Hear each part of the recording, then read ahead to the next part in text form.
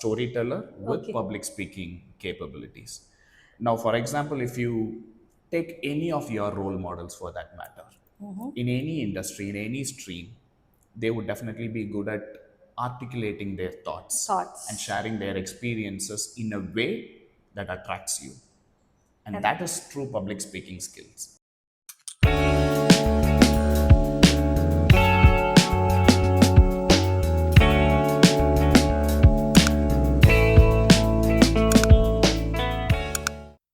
okay. And that is why they're role models. Exactly. Right? There'll be out there so many people, but they fail to become the role model just because they couldn't tell their story out in the world, right? Yes. Yeah, that's again a perception, really.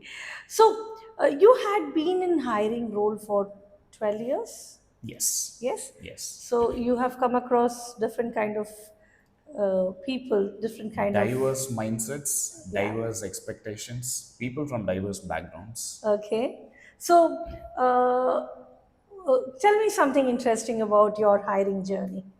Something that I love the most about my hiring journey is I get opportunities to listen to stories of people. Okay, And that helps me understand their demography, their mindset, the path that they have traveled. And being in hiring is once again being a responsible individual true. because you are taking accountability for two sets of audience. One for the organization for which you are hiring. Are you hiring the right people for the right role in the organization? That is one type of responsibility. The other, I take accountable for the career of the individual that I hire. Okay, okay. So that is once again an accountability that I would say. Accountability. So listening to their stories and being responsible or accountable for two types of audience is something that is more interesting in a hiring role. Has the hiring perception changed? We have a lot of noise about Gen Z, right? I almost keep talking about Gen Z in each podcast of mine. So, has the hiring perception changed? A lot has changed in terms of understanding when it comes to hiring. 10 years ago, the mindset that we had discussions with for hiring was completely different. 5 years later, it evolved, and now it is totally different. It is 180 degrees apart, especially with Gen Zs. The need for a career or the need for a job got shifted based on the type of audience that we hire for. Initially, candidates were in need for a career or a job to fulfill their basic needs. Years down or years later, the need for a job or a career was to build on the basic need and to focus on luxury. And now, when it comes to Gen Z, it is not the basic need because it is already settled. It is not the luxury once again because that is all also in place. Now it is identity, entitlement, being more visible, and what is in it for me. Okay. Even before thinking about what can I contribute. Oh, okay. Got it. Yeah, very much understandable. So, you were talking about the right hire for the right company. What is the definition of right hire? All right. Um, every organization comes with certain goals and objectives Yes.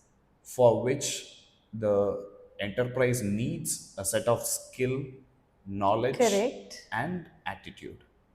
Attitude. Okay. So What is the right I would call it as ask. ask? What is the ask of the organization? Uh huh. Attitude, skill, knowledge. Knowledge. So that Okay. is the order of preference as well. Okay. Skills and knowledge can be imparted or imbibed to any individual, True. but attitude plays a huge difference. Okay.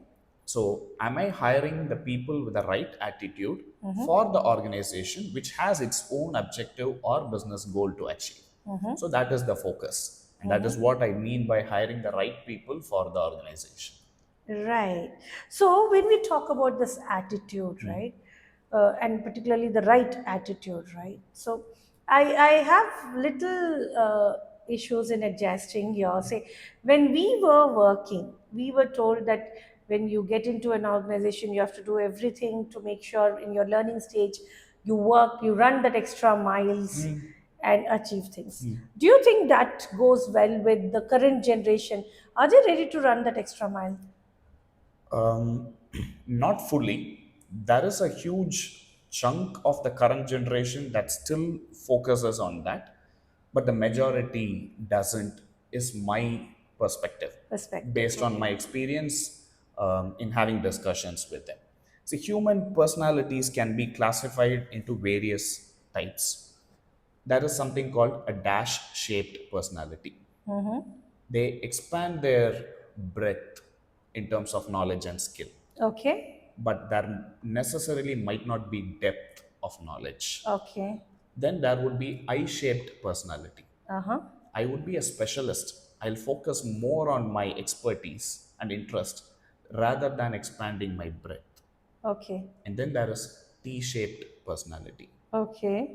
I'll be a specialist in one and a generalist in many. Many. Okay. Basically, jack of All all trades and trades. master of one. One. Okay. Okay. But currently, the organizations are expecting pie shaped personalities. Okay.